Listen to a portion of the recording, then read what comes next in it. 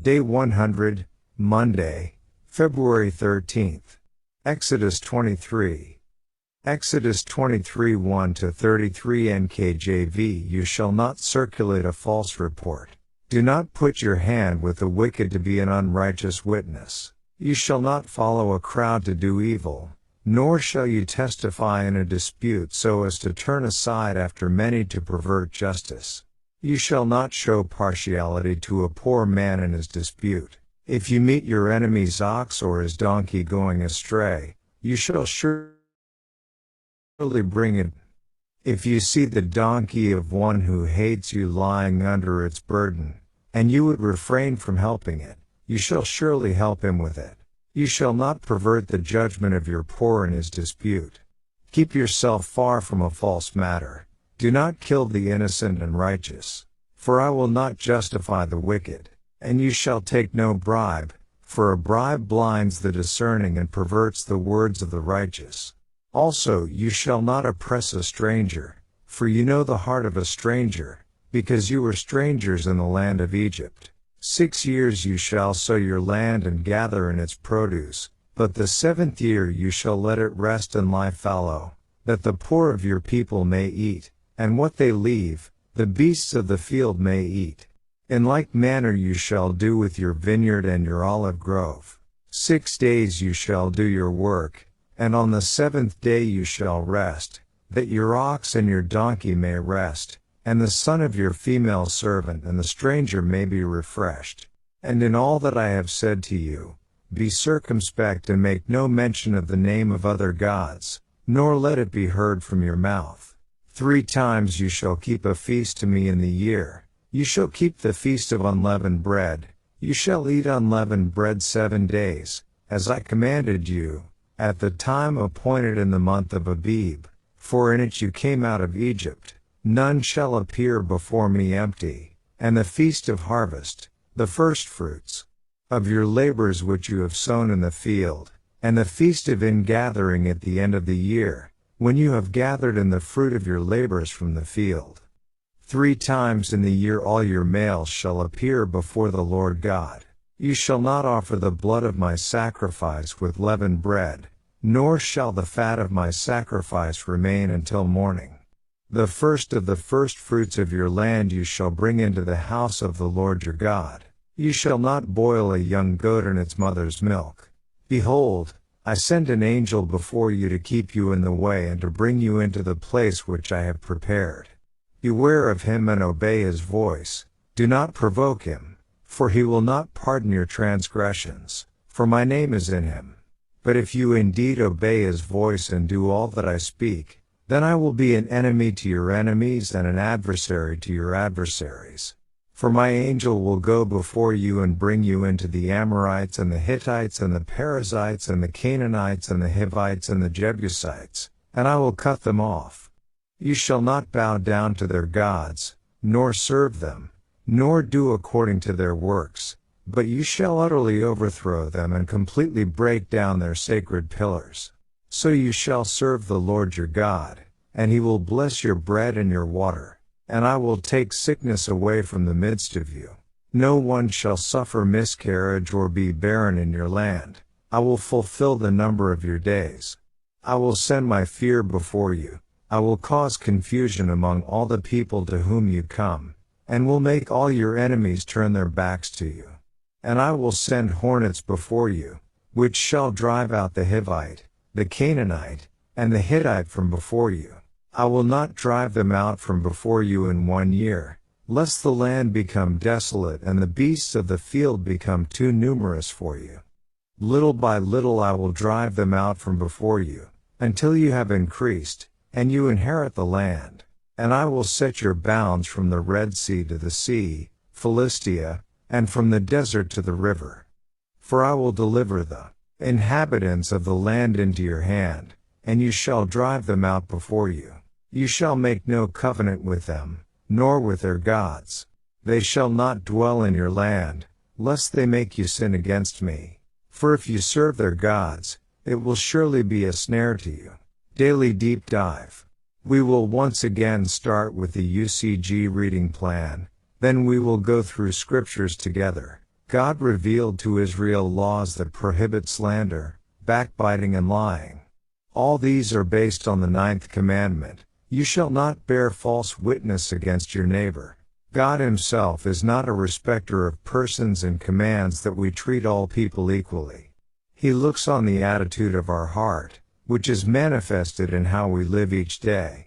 Obedience to God is much more than just following a list of do's and don'ts.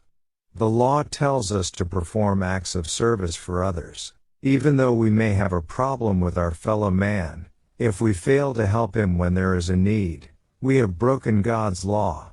God also revealed laws that regulate mankind's relationship with the environment. One of these laws, the land Sabbath, is recorded in this chapter. The purpose of this law was to allow the land to regenerate the nutrients in the soil. When followed, this would allow for a much healthier crop to be harvested in the future. Today, man disregards this law and dumps all kinds of chemical fertilizers and pesticides on the soil. There indeed is a way that seems right to a man, but the result is the way that leads to all kinds of unforeseen problems, including, ultimately, death. Proverbs 14:12, Proverbs 16:25. Interestingly, there was another purpose to the land Sabbath law, to allow the poor to glean whatever produce grew on its own in the year when the land wasn't planted or harvested, and there would certainly be produce for them in the vineyards and orchards. Thus, even this law promoted loving treatment of one's neighbor, particularly those who were less well off. Moreover, it was also an act of faith, as the Israelites had to trust God to meet their needs during the year they neither planted nor harvested crops. And, verse 1, we aren't to spread around false things we hear. The question I ask myself, how often have I spread around something false, that I didn't know was false, or only partially true? We must be very slow and careful about sharing any information. Gossip and slander are major problems that also happens within God's church. We don't want to be a part of that and must really work against that. Verse 2 warns us not to go along with the crowd. Sometimes we can get swept up in bad behavior because of peer pressure. If something is wrong, it's wrong, and we need to be willing to stand against the crowd against wrongdoing. Verse 3, we know how much God loves and looks out for those who are the needy and struggling, but right is right. We aren't to show partiality when we feel bad for and can see are the needy of the world. Fair and right must always prevail without regard to wealth, status, fame, race, gender, age, etc. Verse 4, there are going to be people that at times we have an issue with, or they have an issue with us, but we are to do what's right, even if it's someone that we are struggling with. Verse 5, for the animal's sake and that of any person, we should help in a situation where we see a need. Verse 6, in our world, the poor are taken advantage of and exploited. The rich shouldn't have teams of fancy lawyers against a poor person. In the nation God led, justice and fairness were to be right and never tilted. Verse 8, bribes can tilt us and others in a way where justice and fairness are not balanced. God tells us clearly to never take a bribe. Verse 11, I want to point out again the beauty of God's design. Notice the instruction is not for you or your servants to gather food, put it in a container and bring it to the poor. God expects those who are able to work, glean, and provides a system whereby someone with nothing has a way to eat and live. That is, if they work. If they are lazy and don't, they will starve. Verse 12, I want to again point out the beauty. Christianity by and large has rejected the Sabbath, and many will call it a burden and say how oppressive it is. The Sabbath was created as a blessing. I'm sure the servants and animals appreciated having a day where they weren't required to work. Verse 13, they were not to even casually speak and talk about false gods. JFB commentary states, that is, in common conversation, for a familiar use of them would tend to lessen horror of idolatry. Verse 14, The NKJV translates this verse as 3 times you shall keep a feast to me in the year. The Hebrew word for times comes from a root meaning foot. 216 of 247 occurrences it's translated feet. Here it refers to taking a step. It's not that times is not accurate, but it's more about 3 steps along God's plan, or our journey, we are to come to these feast seasons. Verses 15 and 16, God now outlines those 3 steps or seasons of His plan. Verse 17, this word for times is not the same word as verse 14. This word here in verse 17 comes from a root meaning to tap, like we are keeping time by tapping our foot to the beat.